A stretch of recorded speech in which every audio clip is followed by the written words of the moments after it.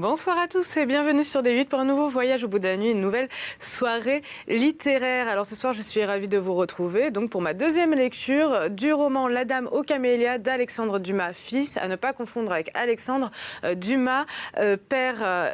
La Dame aux camélias est donc une histoire qui est un peu inspirée de la vie d'Alexandre Dumas. Faut-il vraiment raconter cette histoire? Vous devez certainement la connaître puisqu'elle a été adaptée de nombreuses fois au cinéma, ainsi que elle inspira également donc l'opéra de Verdi, La Traviata.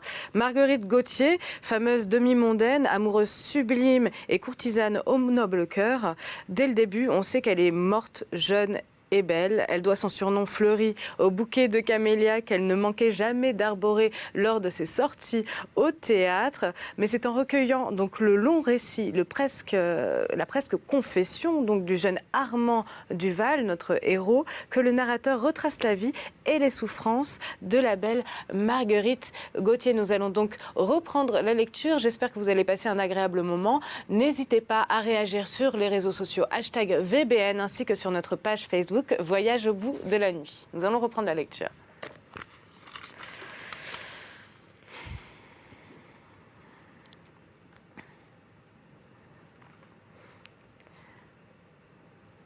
Ah, cela ne vaut vraiment pas la peine que vous vous alarmiez, répliqua-t-elle d'un ton amer. Voyez si les autres s'occupent de moi. C'est qu'ils savent bien qu'il n'y a rien à faire à ce mal-là. Après quoi, elle se leva et, prenant la bougie, elle la mit sur la cheminée et se regarda dans la glace. Comme je suis pâle, dit-elle en rattachant sa robe et en passant ses doigts sur ses cheveux délissés. Bah, allons nous remettre à table. Venez-vous? Mais j'étais assis et je ne bougeais pas. Elle comprit l'émotion que cette scène m'avait causée, car elle s'approcha de moi et me tendant la main, elle me dit « Voyons, venez ». Je pris sa main, je la portai à mes lèvres en la mouillant malgré moi de larmes longtemps contenues. « Eh bien, mais vous êtes un enfant ?» dit-elle en se rasseyant auprès de moi. « Voilà que vous pleurez. Qu'avez-vous ? Je dois vous paraître bien niais, mais ce que je viens de voir m'a fait un mal affreux. Vous êtes bien bon. Que voulez-vous? Je ne puis pas dormir, il faut bien que je me distrais un peu. Et puis des filles comme moi, une de plus, une de moins. Qu'est-ce que cela fait? Les médecins me disent que le sang que je crache vient des bronches. J'ai l'air de les croire. C'est tout ce que je puis faire pour eux. Écoutez, Marguerite, dis-je alors avec une expansion que je ne pus retenir. Je ne sais pas l'influence que vous devez prendre sur ma vie, mais ce que je sais, c'est qu'à l'heure qu'il est, il n'y a personne, pas même ma sœur, à qui je m'intéresse comme à vous. C'est ainsi depuis que je vous ai vu. Eh bien, au nom du ciel, soignez-vous. Et ne vivez plus comme vous le faites. Si je me soignais, je mourrais. Ce qui me soutient, c'est la vie fiévreuse que je mène. Puis se soigner, c'est bon pour les femmes du monde qui ont une famille et des amis. Mais nous, dès que nous ne pouvons plus servir à la vanité ou au plaisir de nos amants, ils nous abandonnent. Et les longues soirées succèdent aux longs jours. Je le sais bien. Allez, j'ai été 2 mois dans mon lit. Au bout de 3 semaines, personne ne venait plus me voir.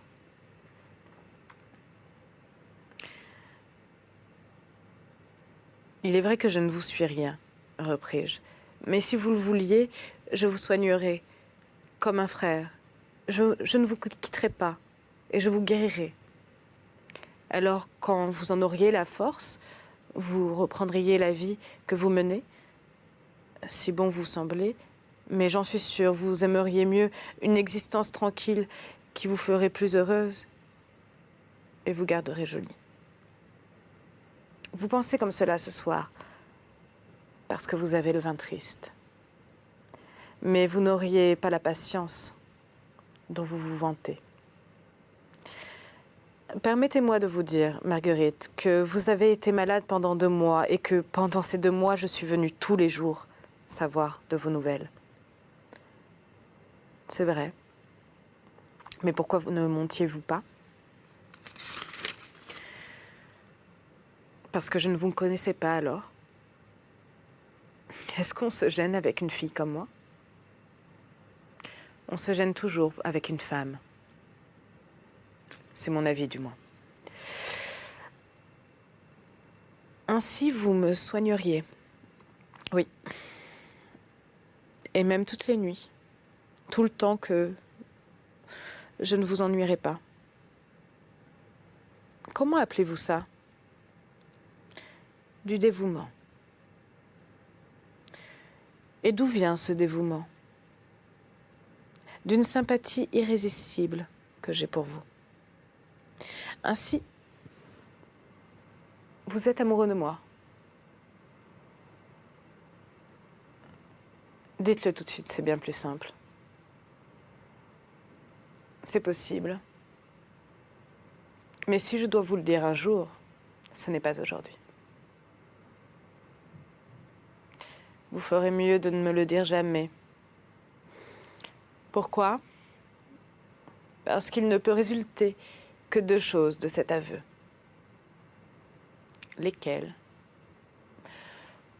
Ou que je ne vous accepte pas, alors vous m'en voudrez. Ou que je vous accepte. Alors vous aurez une triste maîtresse, une femme nerveuse, malade, triste ou gaie, d'une gaieté plus triste que le chagrin. Une femme qui crache le sang et qui dépense 100 000 francs par an. C'est bon pour un vieux Richard comme le duc, mais c'est bien ennuyeux pour un jeune homme comme vous. Et la preuve, c'est que tous les jeunes amants que j'ai eus m'ont bien vite quitté. Je ne répondais rien, j'écoutais. Cette franchise qui tenait presque de la confession, cette vie douloureuse que j'entrevoyais sous le voile doré qui la couvrait et dont la pauvre fille fuyait la réalité dans la débauche, l'ivresse et l'insomnie, tout cela m'impressionnait tellement que je ne trouvais pas une seule parole. Allons, continua Marguerite. Nous disons là des enfantillages. Donnez-moi la main et rentrons dans la salle à manger. On ne doit pas savoir ce que notre absence veut dire. Rentrez si bon vous semble. Mais je vous demande la permission de rester ici. Pourquoi? Parce que votre gaieté me fait trop de mal. Eh bien, je serai triste. Tenez, Marguerite, laissez-moi vous dire une chose que l'on vous a dit souvent, sans doute, et à laquelle l'habitude de l'entendre vous empêchera peut-être d'ajouter foi, mais qui n'en est pas moins réelle, et que je ne vous répéterai jamais. C'est, dit-elle avec le sourire que prennent les jeunes mères pour écouter une folie de leur enfant, c'est que depuis que je vous ai vu, je ne sais comment ni pourquoi, vous avez pris une place dans ma vie. C'est que j'ai eu beau chasser votre image de ma pensée, elle y est toujours revenue. C'est qu'aujourd'hui, quand je vous ai rencontré, après être resté 2 ans sans vous voir, vous avez pris sur mon cœur et mon esprit un ascendant plus grand encore. C'est qu'enfin, maintenant que vous m'avez reçu, que je vous connais, que je sais tout ce qu'il y a d'étrange en vous, vous m'êtes devenu indispensable. Et que je deviendrai fou. Non pas seulement si vous ne m'aimez pas, mais si vous ne me laissez pas vous aimer. Mais malheureux que vous êtes, je vous dirai ce que disait Madame D. 3 petits points. Vous êtes donc bien riche. Mais vous ne savez donc pas que je dépense 6 ou 7 000 francs par mois et que cette dépense est devenue nécessaire à ma vie. Mais vous ne savez donc pas, mon pauvre ami, que je vous ruinerai en un rien de temps. Et que votre famille vous ferait interdire pour vous apprendre à vivre avec une créature comme moi. Aimez-moi bien, comme un bon ami, mais pas autrement. Venez me voir, nous rirons, nous causerons, mais ne vous exagérez pas ce que je vaux, car je ne vaux pas grand-chose. Vous avez un bon cœur, vous avez besoin d'être aimé. Vous êtes trop jeune et trop sensible pour vivre dans notre monde. Prenez une femme mariée. Vous voyez que je suis une bonne fille et que je vous parle franchement. Ah ça, que diable faites-vous là? Cria Prudence, que nous n'avions pas entendu venir et qui apparaissait sur le seuil de la chambre avec ses cheveux à moitié défaits et sa robe ouverte. Je reconnaissais dans ce désordre la main de Gaston. Nous parlons raison, dit Marguerite. Laissez-nous un peu. Nous vous rejoindrons tout à l'heure. Bien. Bien. Causez, mes enfants, dit Prudence en s'en allant et en fermant la porte, comme pour ajouter encore au ton dont elle avait prononcé ces dernières paroles. Ainsi c'est convenu, reprit Marguerite, quand nous fûmes seuls. Vous ne m'aimerez plus. Je partirai. C'est à ce point-là.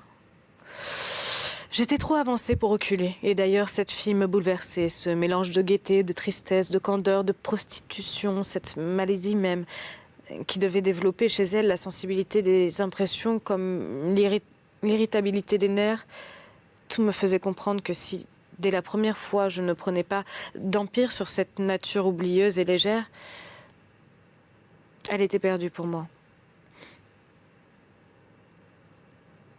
Voyons.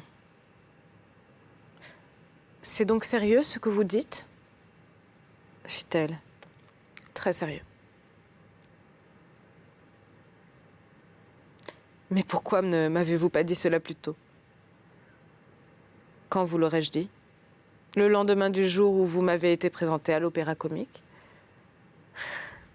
Je crois que vous m'auriez fort mal reçu si j'étais venue vous voir. Pourquoi? Parce que j'avais été stupide la veille. Cela, c'est vrai. Mais cependant, vous m'aimiez déjà à cette époque? Oui. Ce qui ne vous a pas empêché d'aller vous coucher, de dormir bien tranquillement après le spectacle. Nous savons ce que sont ces grands amours-là. Eh bien, c'est ce qui vous trompe. Savez-vous ce que j'ai fait le soir de l'Opéra Comique? Non. Je vous ai attendu à la porte du café anglais. J'ai suivi la voiture qui vous a emmené, vous et vos 3 amis. Et quand je vous ai vu descendre seul et rentrer seul chez vous, j'ai été bien heureux. Marguerite se mit à rire. De quoi riez-vous? De rien. Dites-le moi, je vous en supplie, ou je vais croire que vous vous moquez encore de moi. Vous ne vous fâcherez pas. De quel droit me fâcherais-je? Eh bien, il y avait une bonne raison pour que je rentrasse seule. Laquelle? On m'attendait ici. Elle m'eût donné un coup de couteau qu'elle ne m'eût pas fait plus de mal. Je me levai et, lui tendant la main, « Adieu », lui dis-je. Je savais bien que vous vous fâcheriez, dit-elle. Les hommes ont la rage de vouloir apprendre ce qui doit leur faire de la peine. Mais je vous assure, ajoutai-je d'un ton froid, comme si j'avais voulu prouver que j'étais à jamais guérie de ma passion, je vous assure que je ne suis pas fâchée. Il était tout naturel que quelqu'un vous attendît, comme il est tout naturel que je m'en aille à 3 heures du matin. Est-ce que vous avez aussi quelqu'un qui vous attend chez vous? Non, mais il faut que je parte. Adieu alors. Vous me renvoyez? Pas le moins du monde. Pourquoi me faites-vous de la peine? Quelle peine vous ai-je faite? Vous me dites que quelqu'un vous attendait. Je n'ai pas pu m'empêcher de rire à l'idée que vous aviez été si heureux de me voir rentrer seul, quand il y avait une si bonne raison pour cela. On se fait souvent une joie d'un enfantillage, et il est méchant de détruire cette joie quand, en la laissant subsister, on peut rendre plus heureux encore celui qui la trouve. Mais à qui croyez-vous donc avoir affaire? Je ne suis ni vierge, ni une duchesse. Je ne vous connais que d'aujourd'hui et ne vous dois pas compte de mes actions. En admettant que je devienne un jour votre maîtresse, il faut que vous sachiez bien que j'ai eu d'autres amants que vous. Si vous me faites déjà des scènes de jalousie avant, qu'est-ce que ce sera donc après? Si l'après existe, je n'ai jamais vu un homme comme vous. C'est que personne ne vous a jamais aimé comme je vous aime. Voyons, franchement, vous m'aimez donc bien. Autant qu'il est possible d'aimer, je crois. Et cela dure depuis... Depuis un jour que je vous ai vu descendre de calèche et entrer chez Sus, il y a 3 ans.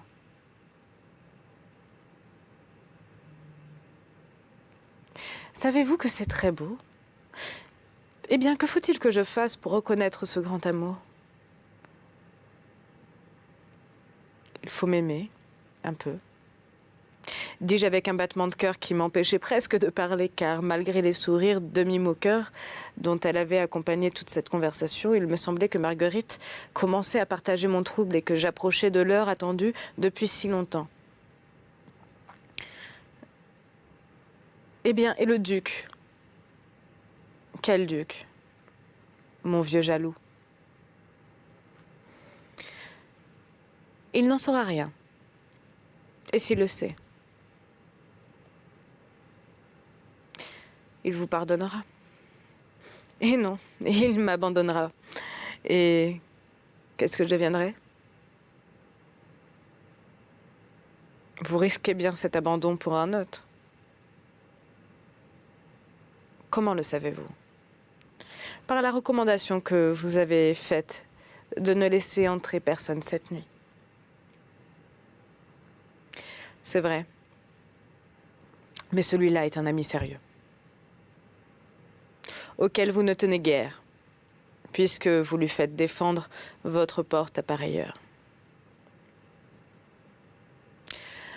Ce n'est pas à vous de me le reprocher, puisque c'était pour vous recevoir, vous et votre ami. Peu à peu, je m'étais rapprochée de Marguerite. J'avais passé mes mains autour de sa taille et je sentais son corps souple peser légèrement sur mes mains jointes. Si vous saviez comme je vous aime, lui dis-je tout bas. Bien vrai, je vous jure. Eh bien, si vous me promettez de faire toutes mes volontés sans dire un mot, sans me faire une observation, sans me questionner, je vous aimerai peut-être. Tout ce que vous voudrez.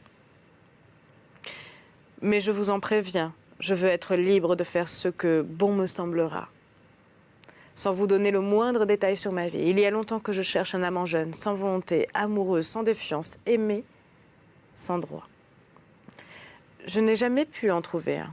Les hommes, au lieu d'être satisfaits qu'on leur accorde longtemps ce qu'ils eussent à peine espéré obtenir une fois, demandent à leur maîtresse compte du présent, du passé et de l'avenir même. À mesure qu'ils s'habituent à elle, ils veulent la dominer, et ils deviennent d'autant plus exigeants qu'on leur donne tout ce qu'ils veulent. Si je me décide à prendre un nouvel amant maintenant, je veux qu'il ait 3 qualités bien rares. Qu'il soit confiant, soumis et discret. Eh bien, je serai tout ce que vous voudrez. Nous verrons. Et quand verrons-nous? Plus tard. Pourquoi? Parce que, dit Marguerite en se dégageant de mes bras et en prenant dans un gros bouquet de camélias rouges apportés le matin, un camélia qu'elle passa à ma boutonnière, parce qu'on ne peut pas toujours exécuter les traités le jour où on les signe. C'est facile à comprendre. Et quand vous reverrai-je, dis-je en la pressant dans mes bras, quand ce camélia changera de couleur. Et quand changera-t-il de couleur? Demain, de 11h à minuit. Êtes-vous content? Vous me le demandez. Pas un mot de tout cela, ni à votre ami, ni à Prudence, ni à qui que ce soit. Je vous le promets. Maintenant, embrassez-moi et rentrons dans la salle à manger. Elle me tendit ses lèvres, lissa de nouveau ses cheveux, et nous sortîmes de cette chambre, elle en chantant, moi à moitié fou. Dans le salon, elle me dit tout bas, en s'arrêtant. Cela doit vous paraître étrange que j'ai l'air d'être prête à vous accepter ainsi tout de suite? Savez-vous d'où cela vient? Cela vient, continua-t-elle en prenant ma main et en la posant contre son cœur, dont je sentis les palpitations violentes et répétées. Cela vient de ce que, devant vivre moins longtemps que les autres, je me suis promis de vivre plus vite. Ne me parlez plus de la sorte, je vous en supplie. Consolez-vous, continua-t-elle en riant. Si peu de temps que j'ai à vivre, je vivrai plus longtemps que vous ne m'aimerez. Et elle entra en chantant dans la salle à manger. Où est Nanine? Dit-elle en voyant Gaston et Prudence, seuls. Elle dort dans votre chambre en attendant que vous vous couchiez, répondit Prudence. La malheureuse, je la tue. Allons, messieurs, retirez-vous, il est temps. 10 minutes après, Gaston et moi, nous sortions. Marguerite me serrait la main en me disant adieu et restait avec Prudence. Eh bien, me demanda Gaston, quand nous fûmes dehors. Que dites-vous de Marguerite? C'est un ange, et j'en suis fou. Je m'en doutais, le lui avez-vous dit? Oui. Et vous a-t-elle promis de vous croire? Non. Ce n'est pas comme Prudence. Elle vous l'a promis? Elle a fait mieux, mon cher. On ne le croirait pas. Elle est encore très bien, cette grosse Duvernois. Chapitre 11. En cet endroit de son récit, Armand s'arrêta. « Voulez-vous fermer la fenêtre ?» me dit-il. Je commence à avoir froid. Pendant ce temps, je vais me coucher. Je fermai la fenêtre. Armand, qui était très faible encore, osa sa robe de chambre et se mit au lit, laissant pendant quelques instants reposer sa tête sur l'oreiller, comme un homme fatigué d'une longue course ou agité de pénibles souvenirs. « Vous avez peut-être trop parlé, lui dis-je. Voulez-vous que je m'en aille et que je vous laisse dormir? Vous me raconterez un autre jour la fin de cette histoire. Est-ce qu'elle vous ennuie? Au contraire. Je vais continuer alors si vous me laissiez seule. Je ne dormirai pas. » Voilà, c'est ainsi que se termine donc cette lecture de La Dame aux Camélias d'Alexandre Dumas, fils. Je vais vous donner 2 petites citations avant de vous quitter. N'ayant pas encore l'âge où l'on invente, je me contente de raconter. Alexandre Dumas. 2e citation. Ah oui, donc ça c'est la citation, donc c'est sa façon, excusez-moi, de raconter donc son roman. C'est les propos d'Alexandre Dumas à propos de son roman. N'ayant pas encore l'âge où l'on invente, je me contente de raconter. J'engage donc le lecteur à être convaincu de la réalité de cette histoire dont tous les personnages, à l'exception de l'héroïne, vivent encore. D'ailleurs, il y a à Paris des témoins de la plupart des faits que je ne recueille ici et qui pourraient les confirmer si mon témoignage ne suffisait pas. Par une circonstance particulière seule, je pouvais les écrire, car seul, j'ai été le confident des derniers détails sans lesquels il eût été impossible de faire un récit intéressant et complet. Voilà, je vous souhaite donc une très bonne soirée, une très belle nuit, une très belle matinée pour certains.